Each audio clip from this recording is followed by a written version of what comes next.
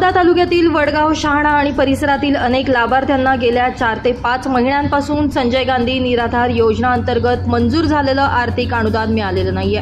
यामुळे या लाभार्थ्यांपुढे गंभीर आर्थिक अडचणी उभ्या राहिल्यात। ही रक्कम तातडीनं वितरित करण्यात यावी अशी मागणी आता बिरसा फायटर्स नंदुरबार संघटनेच्या वतीनं तहसीलदार शहादा यांच्याकडे निवेदनाद्वारे करण्यात आली आहे। संजय गांधी निराधार योजनेअंतर्गत वृद्ध, अपंग, अंध, निराधार, शारीरिक आणि मानसिक आजाराने त्रस्त अशा व्यक्तींना तसेच विधवा, घटस्फोटित, अत्याचारित महिलांना प्रतिमाहा प्रति लाभार्थ्यात 600 रुपये, त्यानंतर एकापेक्षा अधिक लाभार्थी असतील तर त्यांना 900 रुपये असे पैसे मिळत असतात। परंतु शहादा तालुक्यातील वडगाव, शहाणा आणि इतर गावातील काही लाभार्थ्यांना गेल्या 4-5 महिन्यापासून पैसेच मिळाले नाही आहेत।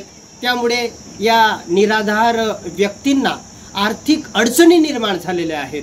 म्हणून या निराधार लाभार्थ्यांना तात्काळ हे जे काही प्रलंबित 4-5 महिन्याचे पैसे आहेत ते मिळावेत अशी मागणी आम्ही आमच्या बिरसा फायटर संघटनेतर्फे माननीय तहसीलदार शहादा यांच्याकडे केलेली आहे। जय बिरसा।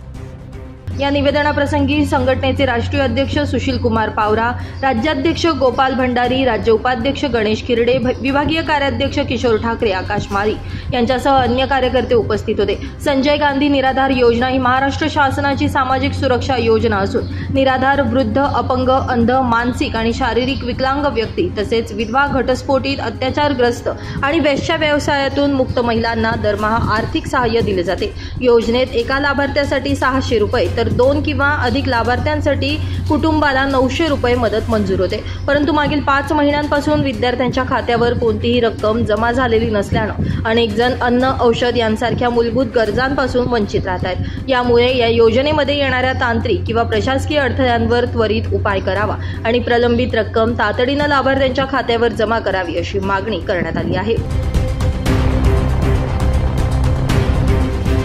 ब्युरो रिपोर्ट, माझा महाराष्ट्र न्यूज, नंदुरबार।